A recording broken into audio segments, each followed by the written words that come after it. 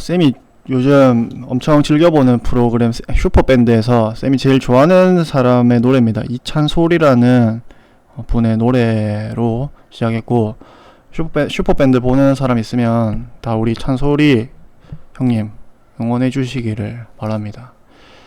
쓸데없는 소리 그만하고, 교과서 18쪽부터 21쪽까지고, 오늘 개화파라는 말이랑 위정척사 이 말이 무슨 뜻인지, 그 다음에 이 두 가지 계열이 어떤 일들을 만들어내는지를 배워가겠습니다.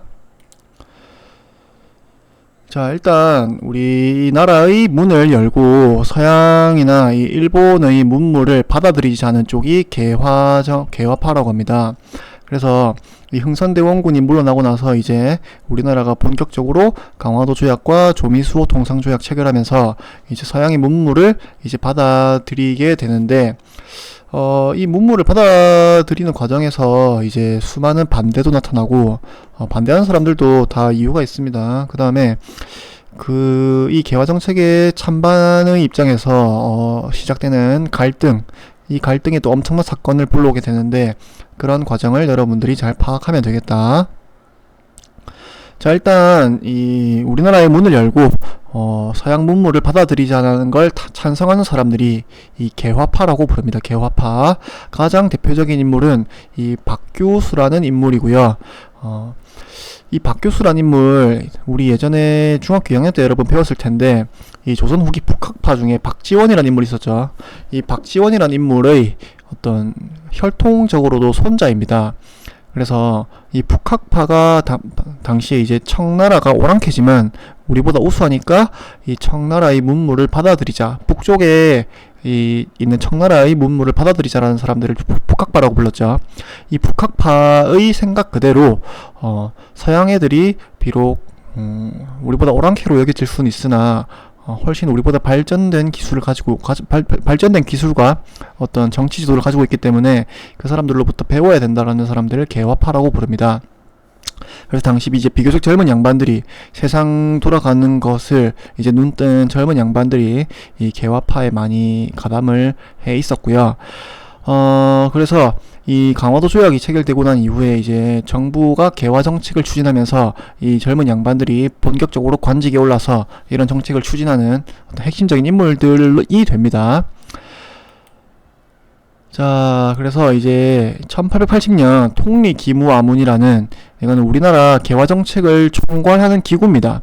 그래서 이 기구가 설치되면서 이제 본격적으로 정부에서도 이 개화 정책을 추진해 나가게 되었고, 이제 일본의 이 수신사나 조사시찰단 이런 사람들을 파견해서 이제 일본의 어떤 발전된 사상 문물들을 이제 보고 배워오라는 사람들입니다. 그 다음에 영선사, 청나라도 역시 한창 이때 양무운동 진행 중이었습니다. 그래서 이 청나라에 설치되어 있는 이제 서양 무기 공장이라든지 이런 것들 보고 이제 배워오는 사람들을 영선사라고 부릅니다. 특히 수신사로 갔던 사람들 중에 이 김홍십이라는 인물이 우리 이 조선책략이라는 책을 갖고 왔었다라는 것 지난 시간에 배웠었습니다. 그 다음에 이제 이런 걸 보고 와서 이제 우리나라도 신식 군대가 필요하다, 서양식 군대가 필요하다라고 해서 이제 별기군이라는 신식 군대를 창설하게 되었고요. 당시 일본인 교관을 초빙해서 이제 열심히 이 군사력을 발전시켜 나가게 됩니다. 자, 그 다음에 개화에 반대하는 사람들을 위정척사파라고 부릅니다. 위정은 무슨 뜻이냐면, 정은 바를 정자입니다. 그래서 바른 것을 지킨다. 그 다음에 척사는 뭐냐면 어떤 그릇된 것을 배척한다라는 겁니다. 그래서 이 사람들이 말하는 바른 것이 뭐냐면 이제 전통적인 유교 사상입니다. 그 다음에 이 사람들이 말하는 배척해야 된다라고 하는 그릇된 것은 뭐냐면 이제 서양 오랑캐들의 어떤 문물들이겠죠. 그래서 이런 걸 위정척사파라고 하고, 이제 아주 나이가 원래 지긋한 어떤 전통적인 양반 유생들이 주로 여기에 속해 있었고, 그 다음에 저번 시간에 배웠던 강화도 조약이라든지 조미수호 통상조약 이런 것들 결사 반대했었습니다. 그래서 이 서양의 어떤 평등이라든지 아니면 뭐 입헌 군주제라든지 아니면 뭐 신분제 철폐라든지 이런 것들을 이제 반대하는 것이고, 어떤 전통적인 어떤 우리나라의 유교 질서를 옹호하는 사람들. 대표적인 인물 한 사람만 기억해 둡시다. 최익현이라는 인물. 우리 다음번에 또 만나게 될 인물이기 때문에 반드시 여러분이 기억하고 있으면 좋겠습니다. 자, 또 반대한 사람들이 있습니다. 이제 일반 백성들, 농민들, 그 다음에 상인들도 역시 개화정책에 대해서 불만을 가집니다. 왜 개화정책에 불만을 가지게 되었느냐? 이 일반 백성들은 이제 우리 강화도 조약 이후에 이 쌀의 무제한 유출을 허용하는 조항이 있었다고 했죠. 자, 그래서 이 쌀이 심각하게 유출되다 보니까 쌀이 유출되면 이제 쌀값이 폭등하게 되는 거죠. 그러면 이 쌀값이 오르게 되면 원래 백성들이 이제 구할 수 있는 쌀이 그만큼 적어지는 겁니다. 거기다가 외국 상품들이 유입되면 당연히 이제 이 우리나라 전통적인 물건보다는 이 서양의 어떤 질 좋은 상품을 좀 더 소비자들이 관심을 가지게 되겠죠. 그러니까 이 사람들은 정부가 이런 개화 정책을 추진하는 것에 대해서 이제 불만이 커질 수밖에 없습니다. 개화 정책을 하면서 더 살기가 힘들어졌기 때문이죠. 자, 그래서 이렇게 개화 정책에 찬성하는 사람들과 반대하는 사람들로 나뉘게 됩니다. 자, 그래서 이 갈등이 폭발하게 되는 사건이 이모군란이라는 사건이고요. 1882년입니다. 이 당시 1882년이 이모년이라고 하는 연도고요.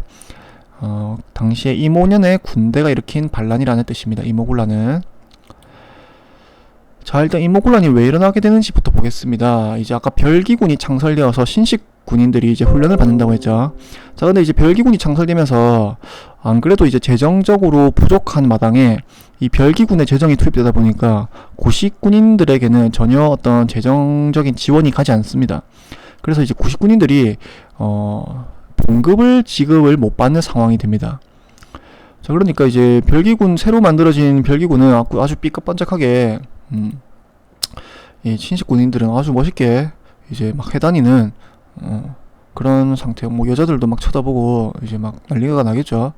근데 이제 구식군인들은 아무도 뭐 신경을 안 쓰고 월급을 안 준다라는 게 얼마나 심각한 건지 이 사람들이 당시 월급을 거의 1년 넘게 못 받았다고 합니다.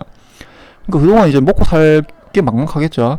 자, 근데 이제 이때 구식군인들한테 아주 오랜만에 너희들한테 월급을 주겠다, 쌀을 주겠다라는 연락이 온 겁니다. 그래서 이제 구식군인들이 신나가지고 이제 쌀 받으러 갔겠죠. 그렇게 쌀을 받으러 갔는데 이 쌀에서 이제 쌀은 별로 없고 이제 퍼보니까 모래나 이제 쌀 껍데기, 쌀 겨라고 합니다. 그것들만 이제 가득 차 있는 겁니다. 그래서 안 그래도 이제 열받아 죽겠는데 이제 신나서 갔더니 먹을 건 없고 이제 이딴 거나 우리한테 먹으란 말이냐, 이제 불만이 엄청 폭발한 겁니다. 안 그래도 이제 불만이 꾹꾹 참고 있었는데, 그래서 이 사람들이 이제 군인들이라고 했죠. 이제 못 참겠다, 무기를 들고 일어나가지고 이제 일본 공사관, 일본 너것들 때문에 이 개화 정책이 추진됐기 때문에 이런 일이 벌어졌다 라고 해서 일본 공사관도 습격하고요. 그 다음에 개화 정책을 추진하고 있었던 정부 고관들, 정부 고위관리집 찾아가면서 이제 불 지르고 살해하고 난리가 납니다. 그래서 고종이 이제 이 서울 한복판에서 이런 엄청난 이제 반란이 일어나니까 이제 이거를 어떻게 쟤네들을 달랠까 고민하다가 이제 이 구식군인들이 원하는 게 뭐냐면, 당시 흥선대원군이 다시 집권해서 이 서양 세력이나 일본 세력과 절대로 이 통상하지 않는, 통상 수교를 맺지 않는 그런 것들을 원했기 때문에 이제 흥선대원군에게 권력을 이제 넘겨줍니다. 넘겨주니까 이제 구식군인들이 예전처럼 이제 살기 좋아지겠구나, 신식군대 이런 거 다 없어지겠구나 라고 해서 다 해산을 하게 됩니다. 자, 이때 이제 우리가 민씨 세력이라는 사람들 알아야 되는데, 우리 고종의 부인을 이제 여러분 명성황후라고도 하고, 이 명성황후는 나중에 이제 대한제국이 성립되고 나서 이제 부여되는 칭호고요. 당시 이제 이 고종의 왕비를 민비라고 합니다. 민비. 이 민씨 집안에서 이제 고종에게 시집간 이후에 민씨 집안에서 이제 권력을 잡고 있었는데, 이 민비와 이 흥선대원군의 사이가 굉장히 안 좋았다고 합니다. 정치적으로도 라이벌이고, 흥선대원군이 계속 집권하고 있었을 때 이제 민비는 고종이 빨리 스스로 통치해서 통치하기를 이제 옆에서 많이 부추겼다고 합니다. 그래서 이제 흥선대원군이랑 이 민비라는 시아버지 며느리 사이지만 사실 정치적으로도 굉장히 라이벌입니다.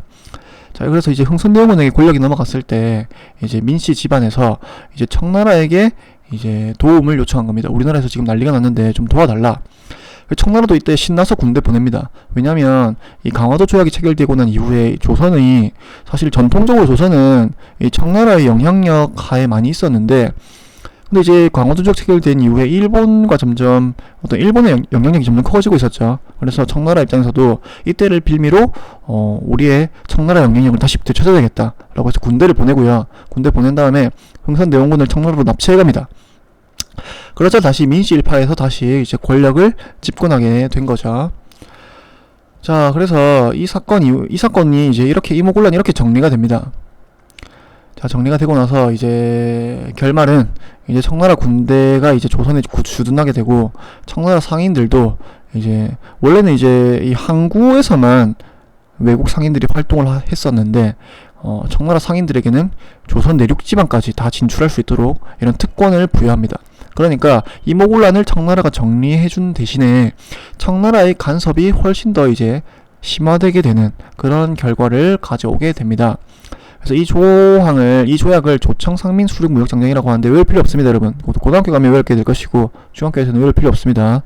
그 다음에 일본과도 이제 우리가 조약을 체결합니다. 아까 우리가 일본 공사관 습격해서 막 불지르고 죽이고 막 했었죠. 그래서 이제 제물포 조약이라는 조약 체결합니다. 그래서 막대한 배상금도 이제 지불하게 되고, 그 다음에 일본군이 조선에 주둔하게 되는, 당시 이제 아까 일본 공사관을 우리 나라 군대가 지켜주지 못했죠. 그래서 너희 나라 군대를 못 믿겠다, 우리나라 군대가 우리나라 공사관을 직접 지키겠다 라고 해서 이제 청나라 군대와 일본군 양측이 조선에 주둔하게 되는 이런 상황이 이어지게 됩니다. 자, 그래서 이 이모군란의 결과 이런 어떤 양측 군대가 주둔하게 되었는데, 또 이 상황으로 인해서 다음 시간에 또 엄청난 어떤 일들이 일어나게 됩니다. 그거는 다음 시간에 배우게 될 거니까. 자, 그래서 이 개화정책이 추진되어 갔지만 개화정책에 반대하는 사람들도 많았고, 그런 어떤 반대하는 입장에서 이제 불만이 폭발한 사건이 이모군란이었고, 이모군란으로 인해서 결국 조선이 청나라의 도움을 받아 진압하게 되면서 청나라의 간섭이 굉장히 심화되었다라는 사실. 여기까지입니다. 끝.